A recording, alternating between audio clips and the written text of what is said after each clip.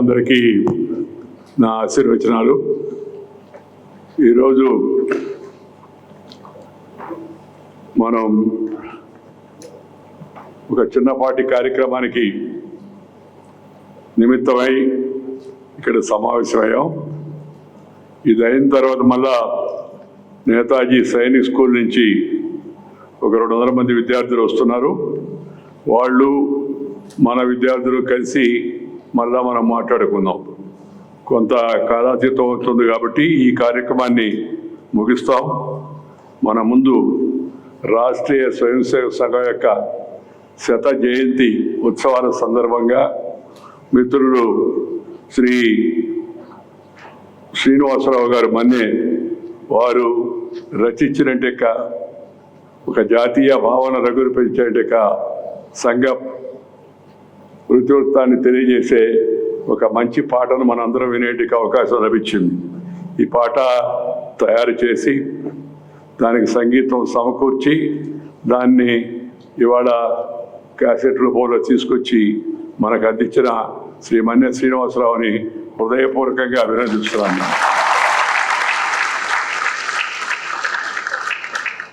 శ్రీ శ్రీనివాసరావు గారు మన బాపట్ల మండలం చుండూరుపల్లిలో జన్మించి రేపల్లో నివాసం ఉంటున్నారు. బీటెక్ అగ్రికల్చర్ ఇంజనీరింగ్, ఎంబీఏలో పట్టభద్రులై కొంతకాలం మరి ఎల్ఐసిలో పనిచేసి ఆ తర్వాత ఒక రచయితగా, ఒక నట దర్శకునిగా రంగస్థల ప్రవేశం చేసి అనేక నాటక ప్రదర్శనలు దేశవ్యాప్తంగా ఇచ్చారు. వారు అనేకమైన ప్రసిద్ధమైన నవలలు శ్రీ నందమూరి తారక రామారావు గారి చరిత్ర, రేపల్లె చరిత్ర, భావపురి రంగస్థలి, బుద్ధం అశోకం, బుద్ధం శరణం గచ్చామి, సామ్రాట్ అశోక ఇత్యాది నాటకాలు, దివ్యదాత్రి, పలనాటి వైభవం వంటి పద్య కావ్యాలు, నాట్య కళాయోగి పామర్ సుబ్బారావు, నాట్య కళాధుల ఏటగారి సత్యనారాయణ గారి జీవిత చరిత్రలు, ఇలా అనేక పుస్తకాలు వారు రచించారు. వారు ఈరోజు మన కార్యక్రమాన్ని నేనే రమ్మని పిలిచాను. ఆ పాట చిన్నదైనప్పటికీ దాని అనుకున్న భావం చాలా విశాలమైంది. రాష్ట్రీయ స్వయం సేవక సంఘం మనందరికీ తెలిసిందే. 1925లో మరి ప్రారంభించబడి నాగపూర్ కేంద్రంగా డాక్టర్ కేశవ్ బలిరామ్ హెడ్గేవార్ ఆయన సంఘ శాఖ పేరుతో అప్పుడే మొదటిసారిగా రాష్ట్రీయ స్వయం సేవక సంఘాన్ని ఏర్పాటు చేశారు.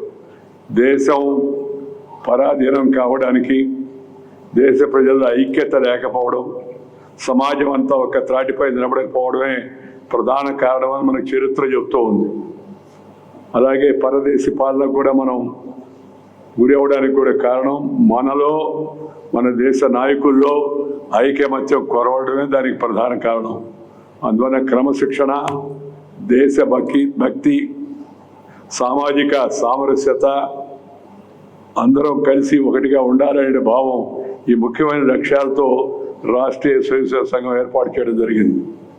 చాలా సంతోషం. వారి ఇవాళ ఈ యొక్క దేశభక్తిని, కార్యదీక్షలు ప్రోత్సహించే విధంగా ఒక చక్కని గీతాన్ని రూపొందించినందుకు వారికి అభినందన తెలియజేస్తూ, గీతం వింటే దేశభక్తి కలుగుతుందా అంటూ ప్రవేశించే కొంతమంది ప్రశ్నిస్తూ ఉంటారు.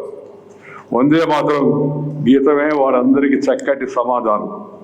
స్వరాజ్య ఉద్యమం సమయంలో వందే మాతరం అనే ఒక పలుకు బ్రిటిష్ పాలకుల గుండెల్లో గూలు పుట్టించింది.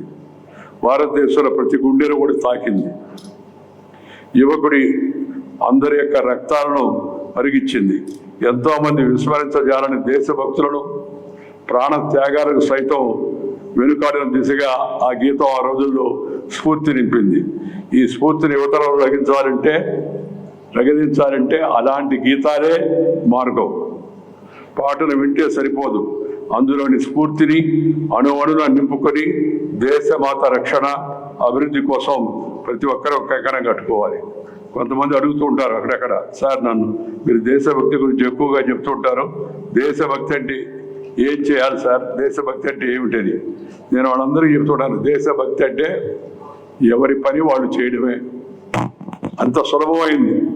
ఎవరి పని వాళ్ళు చక్కగా నేర్పుతో ఓర్పుతో చిత్తశుద్ధితో అంకిత భావంతో చేస్తే అదే దేశభక్తి అవుతుంది. ప్రధానమంత్రి గారి వికసిత భారతం కావాలి. మనకి దేశం ఆర్థికంగా శక్తివంతం అవుతుంది, అభివృద్ధిలో వేగంగా పరుగులెత్తుంది. బ్రిటిష్ వాళ్ళు వచ్చి మన దేశంపై దండయాత్ర చేసి మన దేశాన్ని దోచుకొని, మన సంపదను దోచుకొని, కొంత మన మనసును కూడా దోచుకున్నారు. ఎందుకంటే మన వాళ్ళు పుస్తకాలు రాయడం మొదలుపెట్టారు, వాళ్ళు గొప్ప అని. రాబర్ట్ క్రైవ్ ది గ్రేట్ అని, అలెగ్జాండర్ ది గ్రేట్ అని, ఇంకా వాషింగ్టన్ అని, ఇంకా అనేక మంది మీద చరిత్రలో పాఠాలు గుప్పించి మనకు నేర్పించారు.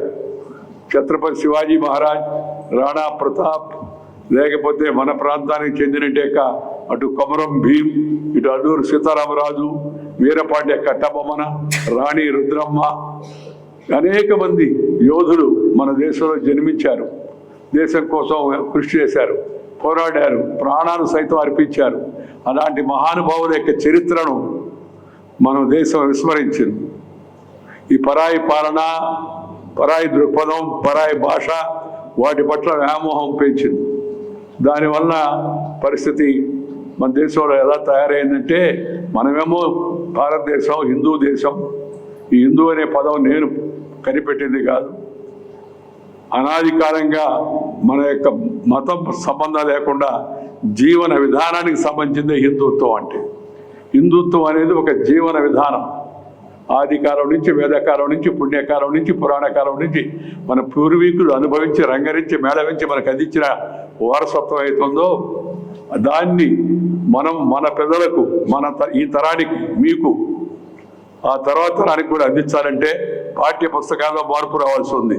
జాతీయ విద్యా విధానం ద్వారా ప్రధానమంత్రి శ్రీ నరేంద్రభాయ్ మోదీ గారు వీటన్నిటిని సంస్కరించే కార్యక్రమం చేపట్టాడు.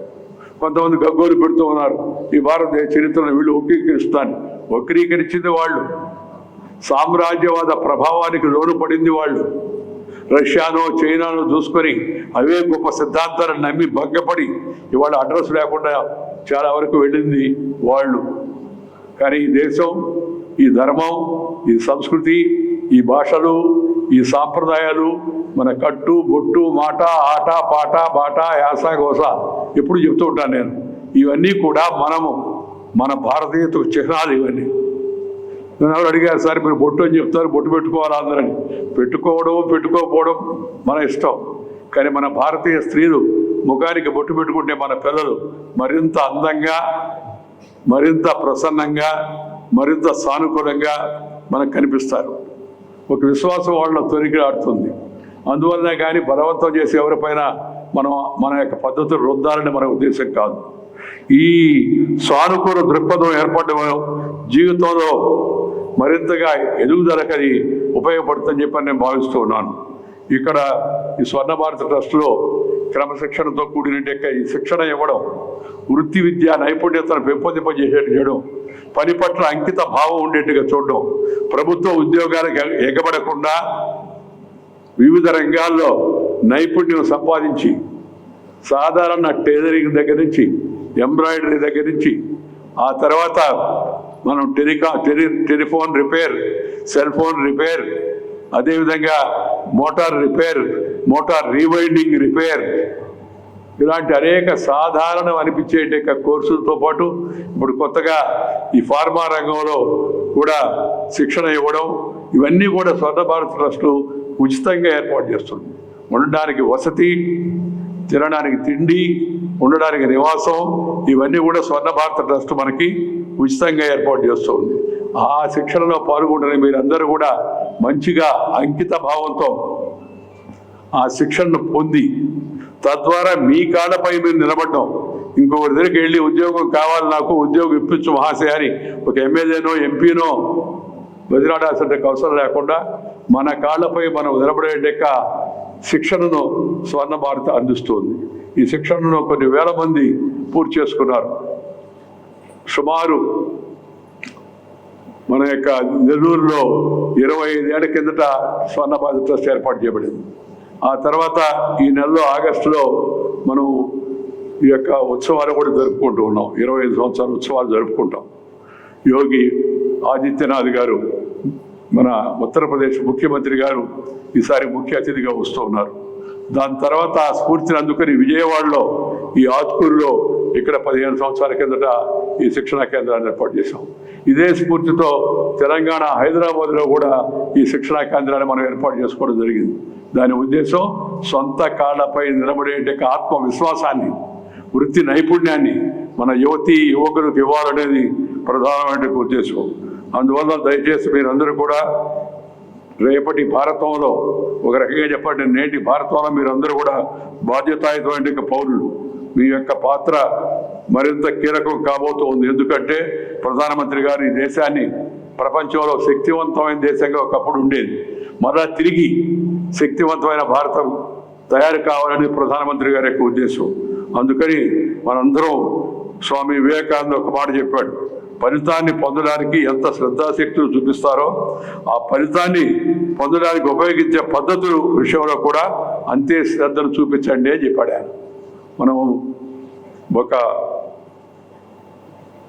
ఫలితం కావాలని ఆశిస్తామే, దానికి ఆశించే పద్ధతులు కూడా మంచిగా ఉన్నతంగా ఉండాలనేది స్వామి వివేకానంద గారు మనకి ఇచ్చిన యొక్క మార్గదర్శనం. అందుకని దాన్ని దృష్టిలో పెట్టుకొని శ్రద్ధతో, ఆసక్తితో, అంకిత భావంతో ఈ యొక్క శిక్షణ పొందండి. నేను ఎప్పుడు ఒకటే చెప్తుంటాను యువతకు, ఏంటంటే కష్టపడితే ఇష్టపడిన పనిని నమ్ముకుంటే నష్టపడేది లేదు అని. కష్టపడితే ఇష్టపడితే నష్టపడేది లేదు. అందుకని శ్రమించండి, అనుకున్నది సాధించేంత వరకు శ్రమించండి. మీ జీవితంలో సొంత కాలపై నిలబడేందుకు ఏర్పాటు చేయండి. నైపుణ్యంతో కూడిన శక్తికి వ్యక్తులు, సమూహాలు దేశ ప్రగతి పదంలో మహోన్నతమైనవి అని చెప్పని ఐక్యరాజ్య సమితి చెప్పింది. ఏ దేశానికి ఆ దేశం గురించి. నైపుణ్యంతో కూడిన శక్తితో వ్యక్తులు, సమూహాలు, దేశాలు ప్రగతి పదంలో సుసంపన్నమైన భవిష్యత్తు వైపు మరింత ముందుకెళ్తాయని విశ్వసిస్తున్నామని ఐక్యరాజ్య సమితి 2014లో ప్రకటించింది. ఇప్పుడు ఇవాళ 2026లో ఉన్నాం మనం. యూనిసెఫ్ మరియు గ్లోబల్ బిజినెస్ కో-ఎవల్యూషన్ ఫర్ ఎడ్యుకేషన్ సంస్థలు సంయుక్తంగా నిర్వహించిన సర్వే ప్రకారం రానున్న 5 ఏళ్లలో 50% యువత ఉద్యోగాలకు సరిపడే విద్యా నైపుణ్యాలను అందుకోలేరు అని వారు చెప్పారు. అంత కొరత ఉందని. నిజంగా ఇది ఆందోళన కలిగించే అంశం. ఎందుకంటే ఒక దక్షిణాసియా నుంచి 2040కి 180 కోట్ల మంది 25 ఏళ్లలోపు యువత కార్మిక రంగంలో అడుగుపెట్టబోతున్నారు. రోజు రోజుకి పెరుగుతున్న శాస్త్ర సాంకేతిక ప్రగతి కార్మికులు, ఇతర ఉద్యోగస్తులు నేర్చుకోకపోతే, తగిన నైపుణ్యాన్ని సాధించకపోతే ఆ ఉద్యోగాల కోసం జరిగే పోటీలో, రేసులో మనం నిలబడలేం. అందుకని ఈ విషయాన్ని గుర్తుపెట్టుకొని ముఖ్యంగా తల్లిదండ్రులు, అలాగే తోటి మిత్రులు, వాళ్ళందరితో కూడా కలిసి మీరు ఆలోచనలు పంచుకొని, అలాగే ఈ యొక్క శిక్షణ పట్ల శ్రద్ధ పెట్టి కొంత దాంతోపాటు సేవాభావాన్ని కూడా మనం తెలివి సంపాదించుకోవాలా, మన తెలివిని ఇతరులతో పంచుకోవాలా అనే ఉద్దేశంతో దేశం కోసం ముందుకు వెళ్ళడం కోసం వెళ్ళాలి. ఇక్కడి నుంచే మంచి పాటలు వినడం, మంచి సంగీతాన్ని ఆస్వాదించడం, మంచి గురువుని ఎంచుకోవడం, అలాగే మంచి పుస్తకాలు చదవడం ఇక్కడి నుంచే మనకు అలవాటు కావాలి. వ్యక్తిత్వాన్ని నిర్మించే అనేక పుస్తకాలు మనకు అందుబాటులో ఉన్నాయి. మొబైల్స్ను వదిలి పుస్తకాలతో స్నేహం చేయండి. మొబైల్ ఫోను వదిలిపెట్టి పుస్తకాలతో స్నేహం చేయండి. మొబైల్ ఫోను వాడకం తప్పు అని నేను చెప్పడంలే, కానీ మొబైల్లో పూర్తిగా నిమగ్నమై మన విషయాలు తెలుసుకునే పని చేయడంలే. మొబైల్లో ఇవాళ ఈ యొక్క సోషల్ మీడియా పేరుతో అత్యంత కలుషితమైన నకారాత్మకమైన భావనలు, అలాంటి కథనాలు మనకి వస్తూ ఉన్నాయి. యువత కానీ వాటికి బానిసైపోయి అవే చూస్తూ పోతే తప్పుడు మార్గంలో పోతాం మనం. కాబట్టి దయచేసి ఈ సెల్ ఫోను, ఈ టెక్నికల్గా ఉండే యంత్రిక పరిజ్ఞానం ఎంతవరకు అవసరమో అంతవరకు నేర్చుకోండి. అంతేగాని దానిపై ఆధారపడద్దు. 24 గంటలు, 12 గంటలు, 10 గంటలు ఫోనే చూసుకుంటారు కొంతమంది. సొంత ఆలోచనలు పూర్తిగా పోతాయి. సృజనాత్మక శక్తి తగ్గుతుంది. క్రియేటివ్ నాలెడ్జ్ అండ్ ఇంటెలిజెన్స్ కూడా తగ్గిపోతుంది దానివల్ల. అందుకని దయచేసి సెల్ ఫోను వాడకాన్ని పరిమితంగా ఉపయోగించుకోండి. ఎంతవరకు అవసరం అంతవరకే. అలాగే మిగతా సమయంలో మంచి వారితో కాలక్షేపం చేయండి, మంచి విషయాలు తెలుసుకోండి, మంచి గురువుని ఎంచుకోండి, మంచి మిత్రులను ఎంచుకోండి, వాళ్ళతో సుఖంగా శాంతంగా ఉండండి. జీవితంలో అన్నిటికన్నా సంతోషం కలిగించేది కుటుంబ వ్యవస్థ. కుటుంబంలో కలిసిమెలిసి ఎలా ఉండాలి, ఎలా సర్దుకోపోవాలి, మనం ఎలా ఇతరుల్లో ఉండే ప్రతిభను గుర్తించి వాళ్ళని ప్రోత్సహించాలా. తమ్ముడు బాగా చదువుకున్నా అంటే అన్న తాను కష్టపడి శ్రమించి తమ్ముళ్ళను మంచిగా చదివించిన సందర్భాలు మన చరిత్రలో అనేక ఉన్నాయి. అలా మంచి వారితో స్నేహం చేయడం, మంచి ఆలోచనలు పెంచుకోవడం, మంచి పనిని ప్రోత్సహించడం, అది మన జీవితంలో భాగం కావాలా. సంగీతము, సాహిత్యం, వీటిలో మార్గదర్శక మనకెంతో గైడెన్స్ ఇచ్చేటట్టు. అందువల్ల వాటి పట్ల కూడా ఆసక్తి చూపించుకోవాలి. ఈ మొబైల్ ఫోన్, టీవీ, కంప్యూటర్లకు అతుక్కుపోయే సంస్కృతి ఒత్తిడితో కూడిన జీవన విధానాన్ని మనకు అందిస్తుంది. చాలా ఒత్తిడితో నివసిస్తున్నారు అందరూ. ఎందుకో కారణం మనకు అర్థం కాదు. బిజీగా ఉంటున్నాం అని చెప్పని నేను ఎప్పుడు చెప్తుంటాను. ఆ మధ్య ఒక అమ్మాయి, నేను ఒక ఇంటికి వెళితే ఉదయం 9 గంటలకు దిగి వస్తుంది మిద్దిపై నుంచి. ఏం చూశారు వాళ్ళ అమ్మ నాతో కొద్దిగా అపాలజెటిక్గా, అంటే క్షమించండి అన్నట్టుగా చూసి, మా అమ్మాయి నేను రాత్రి చాలాసేపు ఆలస్యంగా పడుకుందండి, అందుకని ఉదయం లేయడం ఆలస్యం అయిందని చెప్పింది. నేను నా అలవాటు ప్రకారం నేను ఎక్కడికి వెళ్ళినా కుటుంబ సభ్యులు కలుస్తుంటాను, అందరినీ పలకరిస్తుంటాను. అమ్మమ్మ, తాతయ్య అన్న వాళ్ళతో కూడా కాసేపు మాడతాను, ఎందుకంటే వాళ్ళు ఇచ్చే విజ్ఞానం చెప్పాలి, అనివి కానీ ప్రాథమిక విజ్ఞానం. ఆ అమ్మాయిని అడిగాను, ఈ అమ్మాయి ఏం చేస్తావు? బిజీగా ఉన్నాను సార్ అంది. నీవు చిన్న పని చేయి, నేను అన్ని విషయాలు తెలుసుకునే ప్రయత్నం చేస్తాను. ఈ తెల్లగాయతో నీకు ఇస్తున్నాను, ఈ తెల్లగాయతం మీద నువ్వు నిన్న ఉదయం నుంచి సాయంత్రం వరకు ఏం చేశావో సంక్షిప్తంగా రాయమ్మా, నాకు కొద్ది నాలెడ్జ్ వస్తుంది, విషయాలు తెలుసుకుంటానని చెప్పాను. సరే అని కాదలేక, నేను పెద్దవాడు కదా, కాదలేక కాగితం తీసుకున్నా. అమ్మాయి నిదానంగా రాయి, కూర్చొని పక్కన కూర్చొని రాయి, పర్వాలేదు, నేను ఉంటాను, ఎక్కడికి పోను అని చెప్పాను. ఆ తర్వాత కొద్దిసేపటికి వచ్చింది అమ్మాయి, కాగితం తెచ్చిచ్చింది నా ముందు. కాగితం చదివాను. నేను ఉదయం 7 గంటలకి బిజీగా ఉన్నాను, 8 గంటలకి బిజీగా ఉన్నాను, 9 గంటలకి బిజీగా ఉన్నాను, 10 గంటలకి బిజీగా ఉన్నాను, 11 గంటలకి బిజీగా ఉన్నాను, సాయంత్రం 7 దాకా బిజీగా ఉన్నాను. ఏం బిజీగా తెలవదు. మనలో చాలామంది ఇప్పుడు బిజీగా ఉన్నారు, ఏం బిజీగా తెలవక. ఏది బిజీ అని, ఎందుకంటే ఏ విషయం పైన కూడా ఎక్కువసేపు దృష్టి పెట్టి అలవాటు కూడా తగ్గిపోతాం. నిన్న ఉపన్యాసం ఉంటే నేను చెప్పాను, ఉపన్యాసం గురించి ఎక్కువగా మాడకండి. పిల్లలు ఇంతకు ముందులాగా గంటల తరబడి ఉపన్యాసాలు ఇస్తే వినే పరిస్థితి లేదు. అటెన్షన్ స్పాన్ అంటారు, బాగా తగ్గిపోయింది.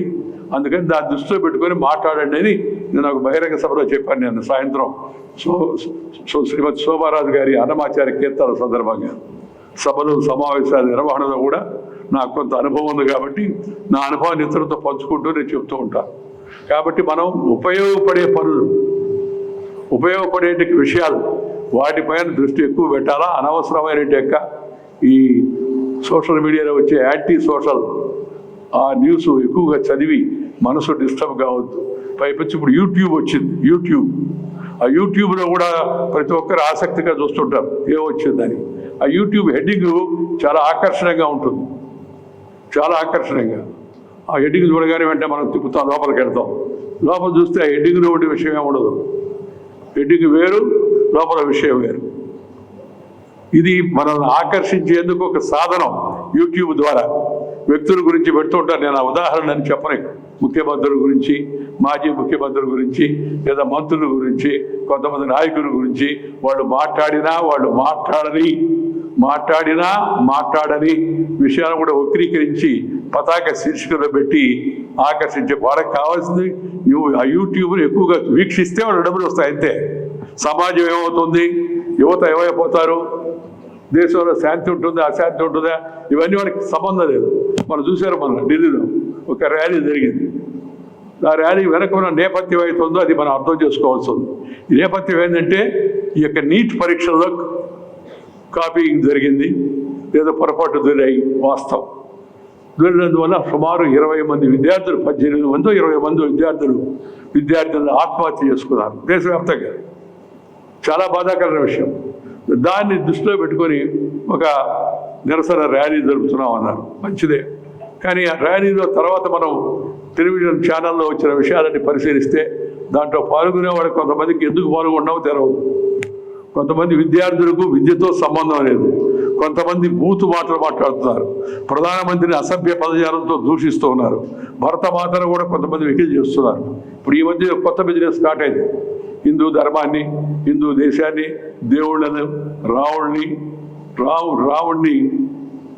కాదు మేము రావణాసురుడిని ఆరాధిస్తామని ఒక నాయకుడు ఈ మధ్య ఇంటర్వ్యూలో కూడా చెప్పాడు. ఆరాధించుకుంటే పర్వాలేదు, కానీ ఇతరులను ద్వేషించాల్సిన అవసరం ఏంది? శ్రీరామచంద్రుడు ఏకపత్ని వృద్ధుడు, సత్యవాక్ పరిపాలకుడు, పితృవాక్ పరిపాలకుడు, రామరాజ్యం లాంటి యొక్క ఆదర్శపరమైన అవినీతికి తావులేని, అక్రమాలకు చోటు లేని, అకృత్యాలు జరగని మంచి రాజ్యాన్నే రామరాజ్యం అంటారు. అందుకని గాంధీ గారు కూడా చెప్పారు రామరాజ్యం కావాలి మనకని చెప్పి. ఆదర్శంగా రామరాజ్యం అంటే ఆదర్శ సంక్షేమ అభివృద్ధి రాజ్యం అని చెప్పారు. అలాంటి శ్రీరామచంద్రుని పట్టుకొని ఇష్టం వచ్చినట్టుగా మాట్లాడతారు, సీతమ్మవారిని దూషిస్తారు. ఇవంతా ఏంటంటే వాళ్ళకి ఆ యూట్యూబ్ చేసినందుకు కొంత ఇస్తారు. ఎవరు ఇస్తారు అనేది లోతుగా పోయితే కానీ మనకి అర్థం కాదనుకోండి. ఆ డబ్బులు ఇచ్చేవాళ్ళు, ప్రోత్సహించేవాళ్ళు, అలాంటి వాళ్ళు ప్రోత్సహించేవాళ్ళు సంఘ వ్యతిరేక శక్తులతో చేతులు గడుపుతున్నాం. మన దేశ ద్రోహానికి, సమాజ ద్రోహానికి మనం సహాయం చేస్తున్నాం అనే విషయాన్ని వాళ్ళు గమనించాల్సిన అవసరం ఎంతో. కాబట్టి నేను ముఖ్యంగా యువతనంతా కూడా మీ ద్వారా నేను మాట్లాడుతున్నాను కాబట్టి టెలివిజన్ ఛానల్ కూడా కొంత ప్రసారం చేస్తాయి. ఇంత బయట వాళ్ళకి కూడా తెలుస్తుంది. నేను కోరుతుంది ఒకటే, దయచేసి అందరూ క్రమశిక్షణ అలవాటు చేసుకోండి. సమాజ శ్రేయస్సు దృష్టిలో పెట్టుకోండి, కుటుంబ శ్రేయస్సు దృష్టిలో పెట్టుకోండి. మీ వెనక ఉన్న తల్లిదండ్రులు ఎంత కష్టపడి, ఎంత శ్రమించి, చెమటొచ్చి డబ్బులు మీకోసం పంపిస్తున్నారు, మిమ్మల్ని చదివిస్తున్నారనే విషయాన్ని కూడా యువత గుర్తుపెట్టుకోవాలా. తద్వారా తమ భవిష్యత్తును తామే నిర్దేశించుకోవడానికి అవసరం ఉందనే సందర్భంగా నేను మనం చేస్తున్నాను. మనం అభివృద్ధి చెందుతున్న దేశంలో ఉన్నాం, అభివృద్ధి జరుగుతోంది. కానీ ఇంకా దేశంలో జనాభా కొంతమంది దారిద్ర్య రేఖ కింద ఉన్నారు, పేదరికంలో ఉన్నారు. నేను చూస్తూ ఉన్నాను. మనకి ఇక్కడికి వచ్చే ట్రైనింగ్ వచ్చేవాడు కూడా చాలామంది సామాన్య కుటుంబాల నుంచి వచ్చేవాళ్ళు, రైతు కార్మిక కుటుంబాల నుంచి వచ్చేవాళ్ళు. ఉద్దేశం ఏంటంటే ఏదన్నా ఉద్యోగం, కావాల్సిన ఉపాధి లభిస్తుందనే ఉద్దేశంతో. అది మన ప్రధాన ఉద్దేశం. ఆ ఉద్దేశానికి భంగం కలిగించే ఎలాంటి పని కూడా మనం చేయకూడదు. ఈ యువత, దిస్ ద టైమ్ మనం must acquire knowledge. We must expand base of our understanding of various things happening in the society and also in the country. What is good for us, what is bad for us అనే విషయాన్ని విచక్షణతో తెలుసుకునే ఒక 19 ఏళ్ళు క్రమశిక్షణ ఉంటే, శ్రమించడం అలవాటు పడితే ఎవరైనా పైకి వస్తారు. నేను పల్లెటూరులో పుట్టాను. నా 11 నెలలప్పుడు మా అమ్మ చనిపోయింది. మా నాన్న మనోవధ చెంది కొంతకాలం కనపడడం లేదంటే ఇప్పుడైతే ఇక్కడి నుంచి ఎక్కడ ఉన్నా సరే, నువ్వు గన్నవరంలో ఉన్నా, గ్యాంగ్టాక్లో ఉన్నా ఫోన్ ఉంది, టీవీ ఉంది, అనౌన్స్మెంట్ చేసి కనుక్కోవచ్చు. అప్పుడు పక్క ఊరిలో ఉన్నా కూడా మనిషి ఎవరిని వచ్చి చెప్తే కానీ తెలిసేది కాదు. మా నాన్న పక్కనే ఉన్నాడు, నెల్లూరులో ఉన్నాడు, కొద్ది రోజులు కనపడదు. చాలా వరకు వచ్చిన తర్వాత కొంత బాగా మనోవేదన చెంది చాలా ఆస్తి పోగొట్టాడు. కానీ ఆ ఆస్తి పోగొట్టిన విషయం కన్నా ఒక పట్టుదల పెరిగి నేను జీవితంలో క్రమశిక్షణతో, శ్రద్ధతో, అంకిత భావంతో పనిచేయడం వల్లనే ఈ దేశంలో ఉన్నట్టుగా 2వ అత్యున్నత రాజ్యాంగ పదవి, ఉపరాష్ట్రపతి పదవి దాకా చేరుకున్నాను. దానికి ప్రధాన కారణం నేను ముగించే ముందు చెప్పదలుచుకున్న మాట, రాష్ట్రీయ స్వయం సేవక సంఘంలో చేరడం నా 12వ ఏట. 12వ ఏట నేను RSSలో చేరాను. కబడ్డీ ఆడుతూ ఉంటే అందరూ ఆడేదో కబడ్డీ బాగా నేర్పిస్తారని ఎవరు నాకు చెప్తే అక్కడికి వెళ్ళాను. వాళ్ళంతా కబడ్డీ ఆడుతున్నారు, చూస్తూ ఉన్నాను. ఒక పెద్ద ఆయన చూసి, నువ్వు కూడా ఆడతావా కబడ్డీ అన్నాడు. నేను దీంట్లో మెంబర్ కాదన్నా, దీంట్లో మెంబర్షిప్ ఉండదు, ఆడవచ్చు అని చెప్పాడు. వెళ్ళి ఆటలో పోయి ఆ తర్వాత నిదానంగా తెలుసుకున్నా, అది రాష్ట్రీయ స్వయం సేవక సంఘం, ఒక పేట్రియాటిక్ ఆర్గనైజేషన్, ఒక దేశభక్తి ప్రపూర్తి సంస్థ అనే విషయాన్ని తెలుసుకున్నా. 12వ ఏట ప్రవేశించిన నేను అంచెలంచెలుగా అన్ని పదవులు అనుభవిస్తూ అక్కడి దాకా చేరానంటే దానికి పునాది రాష్ట్రీయ స్వయం సంఘం నాకు ఇచ్చినట్టే శిక్షణ, సంస్కారం అని చెప్పి మీ అందరికీ కూడా మనం చేస్తున్నాం. అలాంటి సంస్థలను ఈ పాట శ్రీనివాసరావు గారు రచించిన పాట మామూలు సామాన్యమైంది. అయినా కూడా నేను ఎందుకు ఒక సమావేశంలాగా పెట్టానంటే అలాంటి సంస్థ నుంచి స్ఫూర్తి పొందాలి అందరూ. అలాంటి సంస్థల గురించి తెలుసుకోవాలి. తద్వారా మన జీవితాన్ని మనం బాగుపరుచుకోవాలి. దేశం కోసం పనిచేసే సంస్థ, ఐకమత్యం కోసం పనిచేసే సంస్థ, సమాజంలో సానుకూల ఆలోచనలు రేకెత్తించే సంస్థ, సమాజంలో ప్రజలు క్రమశిక్షణగా మెరగాలని చెప్పే సంస్థ, సమాజంలో ఉన్న అందరూ ఐక్యతగా ఉండాలా, irrespective of caste, creed, sex, religion and region. We're Indians, మనందరం భారతీయులం, మనం హిందువులం. హిందూ అంటే ఇందాక చెప్పాను, మతం కాదు, జీవన విధానము. మన జీవన విధానం మన పెద్దలు మనకు అందించిన జీవన విధానం. అందువల్ల తిరిగి మనందరం కూడా మన మూలాల్లోకి వెళ్ళాలి. We must go back to our roots. మన పెద్దలు ఏమి చెప్పారు, ఏమి జీవించారు, ఋషులు, మహర్షులు, వాళ్ళందరూ చూపిన మార్గం ఏమిటి అనే విషయాన్ని మనందరం తెలుసుకొని, తద్వారా దేశభక్తి లోపిస్తే, సమాజంలో ఐక్యత లోపిస్తే ఎలా మనం దెబ్బతిన్నాం అనే చరిత్ర గురించి కూడా ఒకసారి ఆలోచన చేసుకొని ముందుకు వెళ్ళి తద్వారా ఒక మంచి ఆదర్శ పౌరులుగా తయారు కావాల్సిందిగా నేను కోరుతూ ఉన్నాను. మరొకసారి ఈరోజు ఈ మంచి గీతాన్ని మనకు అందించిన శ్రీ శ్రీనివాసరావుని మనందరి తరఫున హృదయపూర్వకంగా అభినందిస్తూ వారికి మనం మంచి రచన చేయలేకపోయినా మంచి రచనలు చేసేవాళ్ళని ప్రోత్సహించాలి. మనం మంచిగా నాట్యం చేయలేకపోయినా మంచిగా నాట్యం చేసేవాళ్ళని కనీసం ప్రోత్సహించాలి, అభినందించాలి. మనం చేయాల్సిన కనీస పని అది. ప్రతి ఒక్కరు కూడా కొంత సమాజాన్ని గురించి ఆలోచించి మంచి భవిష్యత్తు కోసం అందరం కానీ సమైక్యంగా కష్టపడితే దేశం మరింతగా శక్తివంతంగా ముందుకు వెళుతుంది అనే విషయాన్ని గుర్తు చేయడం కోసం ఈరోజు 4 మాటలు మీ ముందు మాడదాం అనిపించింది. మీ అందరూ కూడా ఈ విషయాలని శ్రద్ధగా విన్నందుకు మీ అందరికీ కూడా ధన్యవాదాలు. శ్రీ జాతీయవాద వందే మాతరం విషయంలో కూడా కొంతమంది దాన్ని వివాదం చేస్తున్నారు. వందే మాతరం పూర్తిగా పాడడం మా మతానికి విరుద్ధం. ఎవరు చెప్పారు మతానికి విరుద్ధం అని? దేవుడు ఒకడే. ఏ దేవుడు అనేది ఎవరికి కూడా ఆ దేవుడు ఊహించుకోవచ్చు ఆ సందర్భంలో. ఆ విషయాన్ని మనం సమాజం ఎప్పుడు గుర్తొచ్చింది. ప్రపంచంలో అన్ని దేశాలలో చూసి మన దేశం చూస్తే మన సంస్కృతి పురాతనమైనది. సర్వే జనా సుఖినో భవంతు, సర్వజనులు సుఖంగా ఉండాలని చెప్పే మరొక దేశం, మరొక ధర్మం గురించి ఎక్కడ నుండి చెప్పండి ఎవరన్నా. మా దేవుడే గొప్ప అనే భావన హిందుత్వంలో లేదు. ఎవరిష్టం వాళ్ళు. నీకు నేనే అహం బ్రహ్మసనే, అక్కడ నేనే దేవుణ్ణి నువ్వు అనుకున్నా ఎవరు నిన్ను అడ్డగించరు. అలాంటి మార్గదర్శనం మన వాళ్ళు పెద్దవాళ్ళు చూపించారు. కాబట్టి ఆ బాటలో మీరందరూ నడవాలని ఈ స్వర్ణ భారత ట్రస్ట్ మీకు అందించిన ఈ అపూర్వ అవకాశాన్ని మంచిగా ఉపయోగించుకొని భవిష్యత్తులో మంచి పౌరులుగా మీరందరూ తయారు కావాలని కోరుకుంటూ విధులు సెలవు తీసుకుని నమస్కారం. జై హింద్. వెంకయ్య నాయుడు గారు ఉన్నా లేకపోయినా, రాత్రనక పగలనక ఎండనక వాననక ఈ యొక్క ట్రస్ట్ని ఎప్పుడు పరిశుభ్రత, పచ్చదనం, మండు వేసవి వచ్చినా ఒక్క మొక్క కూడా ఎండకూడదనే సంకల్పంతో వెంకయ్య నాయుడు గారి యొక్క వారి స్ఫూర్తిని ముందుకు తీసుకెళ్ళడానికి ఈ ట్రస్ట్లో బాధ్యత వహిస్తున్న పరదేశ్ గారు. ఈనాడు నేను అనేకమైన సేవా కార్యక్రమాల్లో పాల్గొంటూ నేను చేపట్టే సేవా కార్యక్రమాల్లో ఒకటి నాకు బాగా నచ్చింది, మెచ్చింది.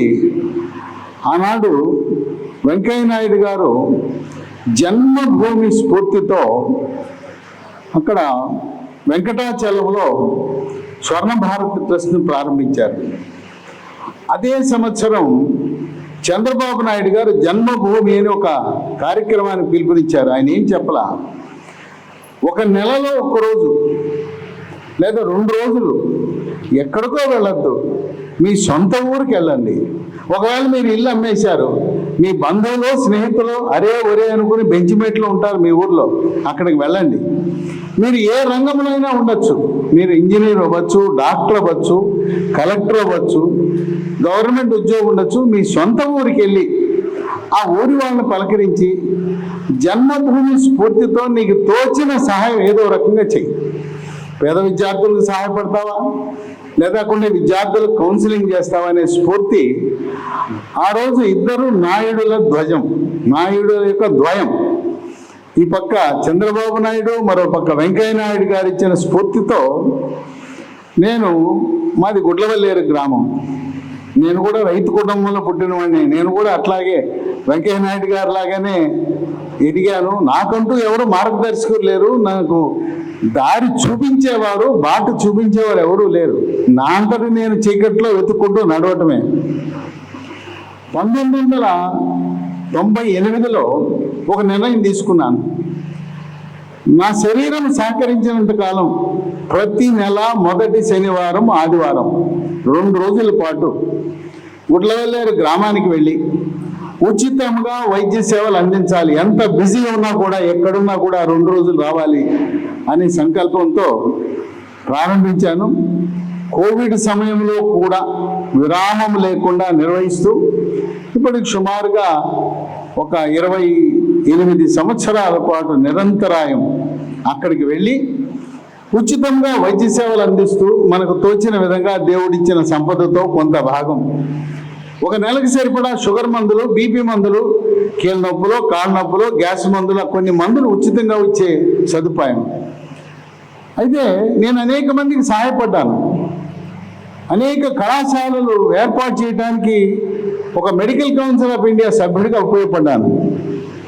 ఇక్కడే ఏలూరులో సెయింట్ జోసెఫ్ డెంటల్ కాలేజ్ అని ఆ కళాశాల స్థాపనకు, డెంటల్ కాలేజ్ స్థాపనకు నేను సహాయపడ్డాను. వారు దానికి ప్రతిఫలంగా గుడ్లవల్లేరు గ్రామానికి ప్రతి నెల మొదటి శనివారం డాక్టర్ల బృందాన్ని పంపించి ఉచితంగా దంత వైద్య సేవలు చేస్తున్నారు.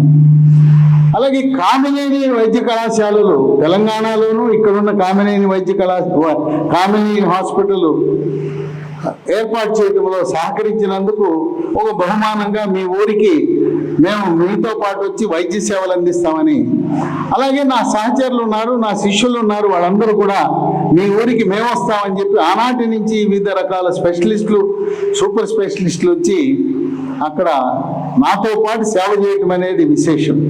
ఆ విధంగా జన్మభూమి, మరి నాయుడు గారు చెప్పారు, కన్న తల్లిని, మాతృభాషని, జన్మభూమిని మరవకూడదని. నేను కృష్ణా జిల్లాలో పుట్టాను. ఈ జిల్లాకి ఏం చేయగలనని ఒక్కసారి ప్రశ్నించుకున్నాను. నా కోరిక మచిలీపట్నంలో మెడికల్ కాలేజ్ కావాలనే కోరిక. మెడికల్ కౌన్సిల్ సభ్యుడిగా ఉన్నప్పటి నుంచి నా సొంత జిల్లాలో, నా ప్రాంతంలో మచిలీపట్నంలో మెడికల్ కాలేజ్ కావాలనే తపన చంద్రబాబు నాయుడు గారితో చర్చించడం జరిగింది.